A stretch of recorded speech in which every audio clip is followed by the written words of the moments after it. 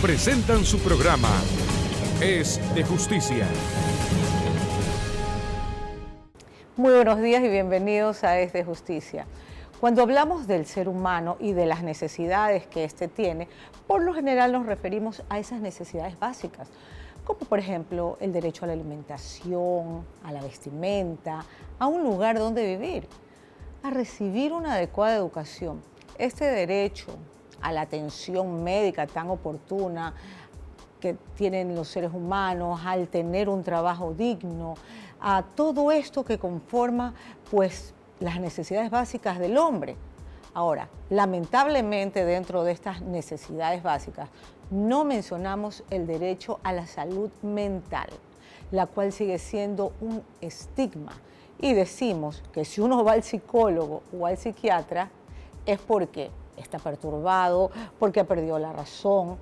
La salud mental, no porque yo sea psicóloga, déjenme decirles, debe ser de orden preventivo. Todos necesitamos ordenar nuestras ideas para poder así vivir en armonía.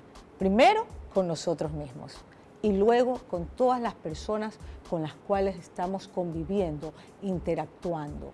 Necesitamos aprender ciertas técnicas para podernos relajar, para poder sobrellevar el estrés del día a día. En fin, la salud mental es indispensable para gozar inclusive de salud física, porque quiero que sepan algo, la mente puede enfermar al cuerpo. Con una buena salud mental podemos resolver conflictos y lo más importante, vivir a plenitud cada momento. Pero ¿qué pasa cuando esta salud mental desgraciadamente se desquebranta y se pierde esa capacidad para tomar decisiones acertadas? Se crea inestabilidad en la familia, se pone en riesgo el patrimonio y los seres queridos pues se ven en la dolorosa necesidad de hacer que ustedes sean declarados interdictos, pasando a ser ellos no solamente los administradores de sus bienes, sino que, ¿por qué no decirlo?, de su propia vida. En el programa de hoy, el abogado Jimmy Salazar y la doctora Pamela Martínez nos explicarán la figura de la interdicción por demencia, en qué consiste, cuándo se puede aplicar, qué dice nuestra Constitución, quiénes pueden ser declarados interdictos y quiénes no. Nuestro invitado, el doctor Ernesto Tavares, psiquiatra cubano, máster en adicciones, a quien tendremos en breve con nosotros aquí en Es de Justicia. Así que no se vayan porque volvemos ya en un ratito. Al regresar, tenemos la psicosis, todo tipo de psicosis donde hay una ruptura con la realidad. Es de Justicia. Estimados televidentes, muy buenos días. Un domingo más con la bendición de Dios, compartiendo con ustedes su programa Es de Justicia. En el bloque anterior hemos escuchado un breve análisis sobre la importancia de la salud mental como base de la sociedad, tema que ha sido requerido a través de sus correos electrónicos, específicamente por doña Isabelita, que con angustiantes frases me consultaba qué hacer ante la situación de su marido, compañero de toda su vida, que hoy por hoy no se encontraba en condiciones mentales para tomar importantes decisiones respecto de sus hijos, bienes y bienes conyugales. Para ella y muchos de nuestros televidentes, les presentamos este programa sobre la declaratoria de interdicción por demencia. Coincido contigo, Jimmy, de la importancia y necesidad de que nuestros televidentes conozcan el procedimiento y normativa legal aplicable en estas situaciones. Hemos conversado en algunas ocasiones de la necesidad de que las personas que brindan servicio al ciudadano en todos los ámbitos, sea público o privado, seamos evaluados desde el punto de vista psicológico. Hay que apartar ese tabú de que la evaluación es exclusiva para los pacientes mentales. ¿Recuerdas esa noticia que conmocionó a Santa Elena y a todo el Ecuador de ese chofer de transporte que violó y mató a una niña? Y quizás se hubiese podido evitar estas dolorosas situaciones con una oportuna evaluación de quienes, en este caso, tienen acceso a niños pequeños. Sí, realmente tremendo. Hoy, como lo anuncié hace un momento, pues te cuento que contamos con un invitado internacional, el doctor Ernesto Tavares, psiquiatra cubano, con el que sería interesante puntualizar ciertos conceptos. Me da mucho gusto darle la bienvenida a nuestro programa Es de Justicia al doctor Ernesto Tavares. Muy buenos días. Muy buenos días. Gracias por la invitación al programa. Ernesto, el tema de hoy nace de un correo de una televidente angustiada por una situación con su esposo que estaría afectando en su psiquis. Me gustaría, antes de explicar la normativa legal aplicable, conocer su criterio profesional especializado acerca de la importancia de la salud mental como base de la sociedad.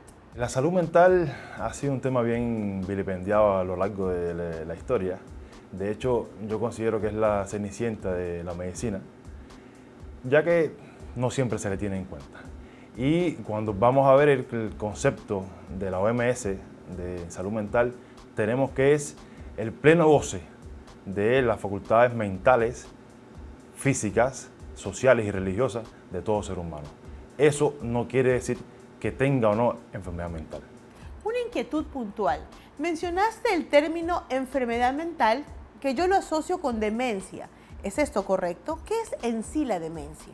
La demencia es un síndrome donde se afecta la capacidad básicamente de la memoria, la capacidad de la conducta, de los hábitos. Más comúnmente se empieza a ver después de los 65 años de edad. Eso no quiere decir que antes no aparezca. Se puede ver antes de los 65 años y es una demencia presenil. Y ahí tenemos que el mayor número de demencias son de tipo Alzheimer. O sea, el Alzheimer es una enfermedad dentro de las demencias. Ernesto, yo también quiero agradecer tu presencia en nuestro programa Es de Justicia y formularte la siguiente inquietud.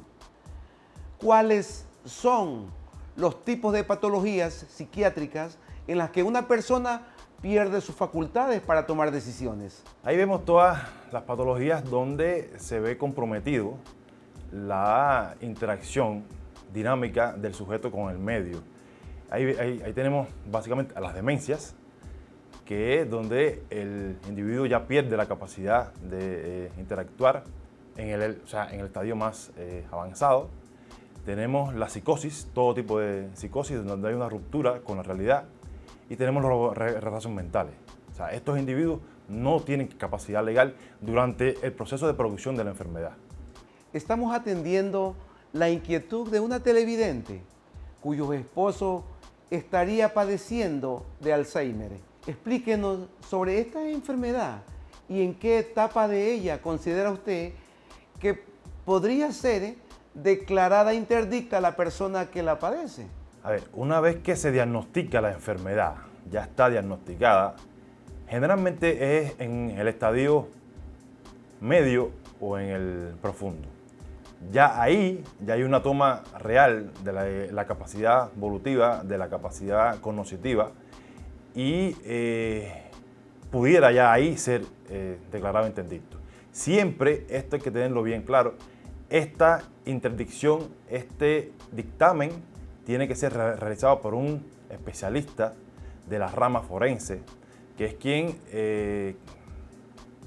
diagnostique, es quien valore la capacidad real del funcionamiento de este individuo. Ernesto, ¿consideras desde el punto de vista médico que una persona que padece esquizofrenia estaría bajo las mismas limitaciones que una persona con Alzheimer? En el caso de las personas con esquizofrenia, se maneja de manera diferente.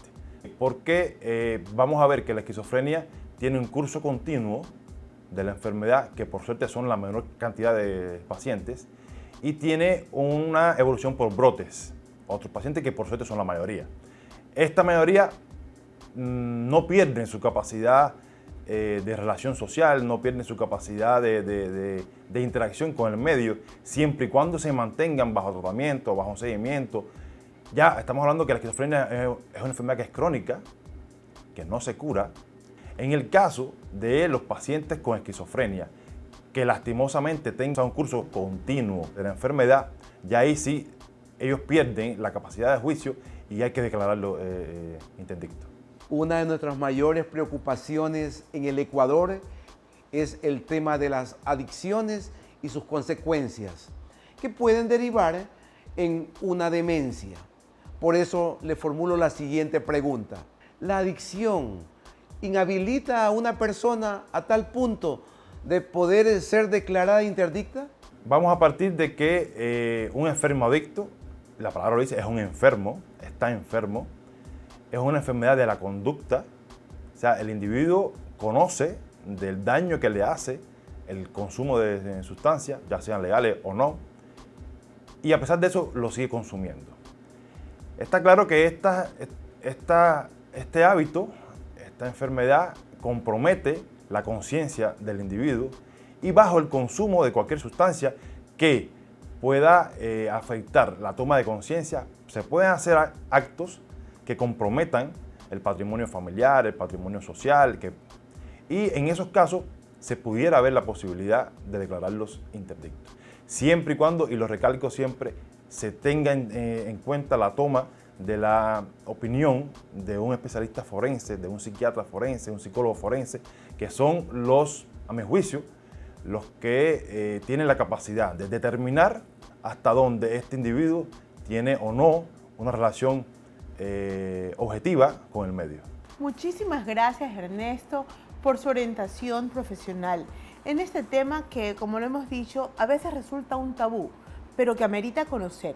Esperamos tenerlo muy pronto en otra ocasión en nuestro programa Es de Justicia. Jimmy, ¿qué te parece si explicas a los televidentes el objetivo de la interdicción desde la normativa legal ecuatoriana? Es el Código Civil, la ley pertinente, y la interdicción tiene como objetivo el proteger el patrimonio de una persona, de sus propios actos. El procedimiento en sí es a través de un proceso de jurisdicción voluntaria, ya que no se busca resolver un conflicto, un litigio, ni controvertir un derecho, sino lo que se busca es determinar que una persona no está en capacidad física o mental para ejercer sus derechos por sí sola. Tanto es así que la doctrina asimila los términos interdicción e incapacidad como equivalentes. Justamente, Jimmy, esa incapacidad ante la ley es la que da paso a la declaración de interdictos, conforme lo establece el artículo 1462 y siguientes del Código Civil. Encuadrando lo explicado por el experto médico invitado y la norma ecuatoriana, la demencia deriva en una incapacidad absoluta que califica a una interdicción. Pero es importante recurrir a la doctrina. El famoso jurista Luis Claro Solar establece que el término demencia que se menciona en el Código Civil debe de entenderse en el sentido amplio y abarca todo tipo de enajenación mental en todas las formas y grados, incluyendo el Alzheimer y la esquizofrenia, entre muchas otras enfermedades de la mente. Así es, Pamela. Incluso si este adulto que se halla en estado habitual de demencia tiene intervalos lúcidos, igual debe ser privado de la administración de sus bienes. Así lo establece expresamente el artículo 478 del Código Civil. También, Pamela, califica para una interdicción las personas en situaciones de alto riesgo, tales como los ebrios consuetudinarios, que son aquellas personas que habitualmente están ebrios, es decir, los borrachitos, los toxicómanos, que son aquellos o aquellas personas que dependen de sustancias estupefacientes como las drogas, y los disipadores, que generalmente son aquellas personas entregadas a los juegos de azar, en la que apuestan sin control alguno. A todas ellas se las declara interdictas, se les nombra un curador legítimo o un curador dativo, de ser el caso necesario. Es importante aclarar que con la publicación del Código Orgánico General de Proceso, el procedimiento se modificó a una sola audiencia bajo un procedimiento sumario. Así lo establece el numeral 5 del artículo 332 del Código Orgánico General de Proceso, cuya disposición final segunda establece que entra en vigencia después de 12 meses después de su publicación. Por lo que este nuevo procedimiento entrará en vigencia el 22 de mayo del 2016, por lo que Pamela, para conocimiento de nuestra teleaudiencia, explica el actual procedimiento tal como existe hasta la presente fecha. Correcto, Jimmy. Tal cual como tú lo dijiste, el trámite es de jurisdicción voluntaria. Hay que presentar un petitorio indicando el por qué es necesario que a tal persona se lo ponga en interdicción de administrar sus bienes. El juez nombrará 2 médicos especialistas, que generalmente son un médico psiquiatra o un neurólogo, para que hagan un examen médico y ratifiquen o no la realidad y naturaleza de la dolencia. Incluso el mismo juez, acompañado del secretario, puede hacerle preguntas al presunto demente con el fin de constatar sus circunstancias. De igual manera, puede el juez oír de forma privada a los parientes y a las personas con quien viva. Todo este procedimiento es elevado a un acta, y si de las observaciones del juez y de los médicos asignados para el caso resultare haber justo motivo para ordenar la interdicción provisional, el juez la ordenará y nombrará a un curador interino. La resolución que dicte un juez se mandará a inscribir y publicar, y de no haber apelación o si no hubiere quien reclamará por ella, se considerará definitiva. Es importante mencionar que si el demente es impúber o menor de edad y tiene tutor o curador, será preferida esa persona para la curaduría interina y para la general. Así como también que si se concediese la apelación del auto de interdicción provisional del demente, se lo hará en efecto devolutivo. Estoy seguro, doña Isabelita, que habremos disipado muchas de sus inquietudes. Gracias por su confianza al escribirnos. Seguiremos atendiendo todas y cada una de sus consultas. Como ustedes ya lo vieron aquí en Es de Justicia, les damos prioridad a todas esas necesidades que ustedes tienen. Síganos escribiendo a info@esdejusticia.net y coméntenos cuáles son sus preocupaciones. Ahora es hora de irnos a unos comerciales, pero regresamos con más de Es de Justicia. Al regresar, Todos los bienes que fueron adquiridos por los cónyuges les pertenecen a las 2 partes iguales. Es de Justicia. Agradecemos a todas las personas que semana a semana confían en nosotros y envían sus comentarios, sugerencias y, por qué no decirlo, también sus preocupaciones, como es el caso de esta señora que le pidió asesoramiento al abogado Salazar sobre un caso en particular. Escuchemos. Abogado Salazar, hace más de 6 meses que intento sacar al mercado unas pastillas para bajar de peso de origen natural. Ya tengo el registro sanitario, pero me tienen estancada con el registro porque alegan que los productos no pueden reflejar en el nombre comercial para qué sirven. ¿Es eso cierto? ¿A dónde puedo acudir para que me ayuden a solucionar mi problema? Pues estoy teniendo pérdidas. Estimada María Elena, le sugiero acudir con el nombre que tiene usted previsto para su producto a la oficina del Instituto Ecuatoriano de Propiedad Intelectual, que es el organismo pertinente para aprobar, registrar e inscribir el nombre comercial, siempre y cuando no haya otros previamente registrados con similitud fonética y gramatical. Hay que ser creativo para el nombre, ya que a partir de su aprobación será la dueña de dicha expresión por 10 años, renovable indefinidamente, siempre y cuando la realice dentro de los 6 meses previo a su vencimiento. Buenos días, abogado Salazar. Mi cuñado viene de viaje y quiere venir a quitarle la casa a mi hermana, que compraron cuando mi sobrina tenía 6 años y se separaron 2 años después. ¿Qué puede hacer mi hermana para que no le quiten la casa, ya que está a nombre de los dos? Conforme el artículo 139 del Código Civil, por el hecho del matrimonio celebrado conforme a las leyes ecuatorianas, se contrae sociedad de bienes entre los cónyuges, es decir, que todos los bienes que fueron adquiridos por los cónyuges les pertenecen a las 2 partes iguales. No obstante, según el artículo 190 del Código Civil, en el caso de que exista un solo bien social destinado a vivienda, el cónyuge al cual se le confiere el cuidado de los hijos menores o minusválidos tendrá derecho real de uso y habitación, mientras dure la incapacidad de los hijos, debiendo inscribirse la providencia o sentencia que los constituye en el registro de la propiedad respectivo. Es de justicia.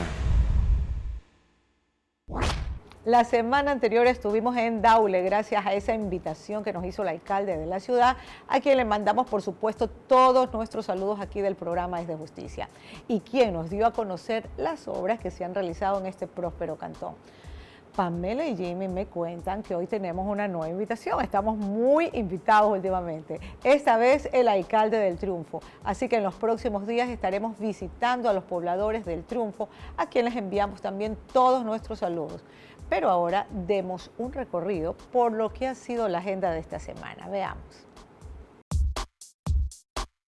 En días pasados, en el Auditorio Simón Bolívar de la Corte Provincial de Justicia del Guayas, se realizó la ceremonia de posesión de 69 nuevos jueces y juezas para la provincia del Guayas.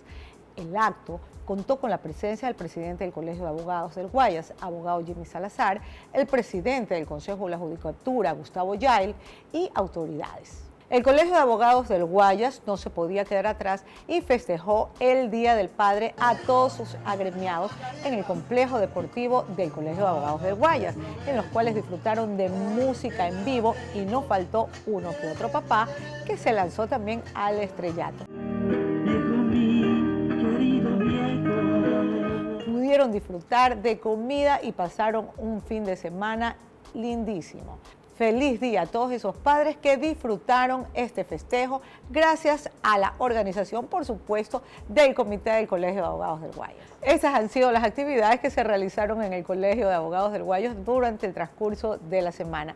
Ahora yo me despido y los dejo en compañía de Jimmy con un interesante consejo para todos ustedes. Hasta el próximo domingo.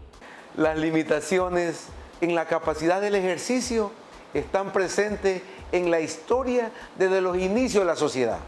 Recordemos que en los tiempos de Roma, la mujer cuando era soltera se hallaba bajo la tutela del padre y si se casaba quedaba bajo la tutela del marido. De igual manera, la ley de las 12 tablas señalaba que se debía designar un curador para los enajenados mentales. Lo mismo ocurría con los sordos mudos, a quienes también se les señalaba un curador. ¿Y qué decir de la incapacidad por edad? Por eso, la importancia de conocer el procedimiento de la incapacidad por demencia que hoy hemos presentado, que está más presente en nuestra sociedad de lo que creemos.